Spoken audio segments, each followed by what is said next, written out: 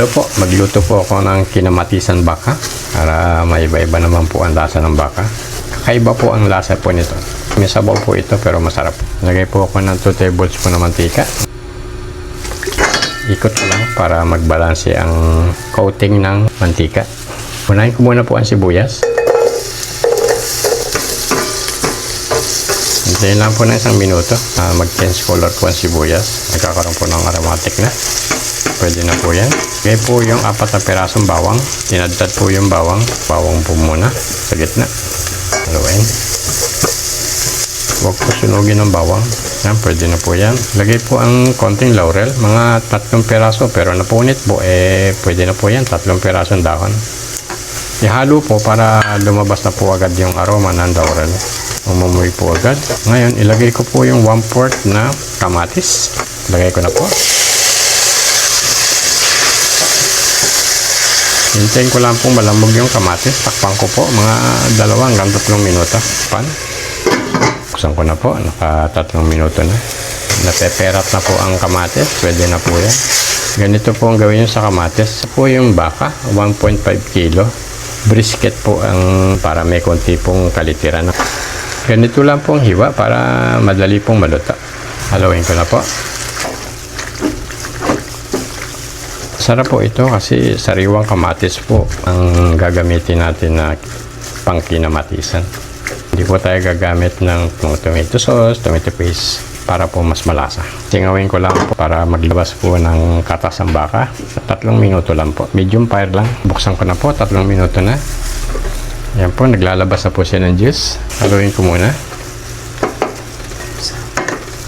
Maglagay po ng 2 hanggang 3 basong tubig hanggang sa lumambot po siya. 2 baso muna po ang lalagay ko. 2 baso po ito. Lagyan ng 1/4 teaspoon na paminta. Taktakan ko na lang po. Tansyahin ko na lang po ang 1/4 teaspoon. 1, 2, 3. Pwede na po yan. Depende po kung gusto niyo pong medyo kapit po ang anghang. Pwede niyo pong dagdagan. Kumulo, ilalagay ko na po yung beef cubes. Then, palambutin na po. Takpan. I-adjust ang apoy ng medium fire. Buksan ko na po. Unang kulo na po. Kumukulo na. Ilagay ko po ang beef cubes. 2 po. I-mix. Takpan ko na po. Pakuluin na po ito ng 1 oras hanggat 1 oras at kalahati. Ito po ay kailangan i-simmer ng slow cook para po masarap. Buksan ko na po. Umabot po siya ng 1.5 hour. Haluin ko muna. Basta ito lang po i-simmer lang para masarap po ang kalabasan ng sabaw. Tubig po niya, umabot po ng 2.5 cups na tubig. Ang pampalasa lang po yung 2 beef cubes. Lalagyan ko po ng 1 teaspoon na vinegar.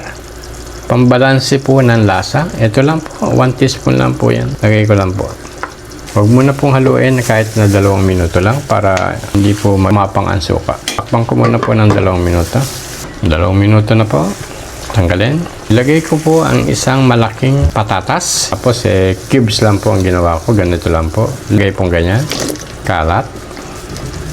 Ito pong sabaw sakto lang po ito. Yan. Pakuluin lang po ito ng 10 minuto para lumambot po yung patatas. Balikan ko po ng 10 minuto. Buksan ko na po. Naka 10 minuto na. At nakikita ko pong parang luto na po ang patatas kasi glass naman po yung takip ng aking kaserola.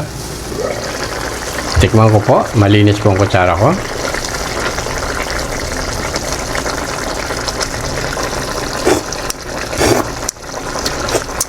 Napakasarap. Ito po ay kakaiba po ang sabaw nito. Itong kinamatisan na baka. Sigurado pong magugustuhan nyo at hindi po kayo magsisisi pag ito po sinubukan nyo. Ito po ay 1.5 kilo lang na brisket. Pwede naman pong ibang klase. Gumamit po kayo ng lomo para madali pong maluto. Inabot lang po ito ng 1.5 hour. Marami pong salamat. Kung sino pong gustong sumubok, subukan nyo po at di po kayo magsisisi.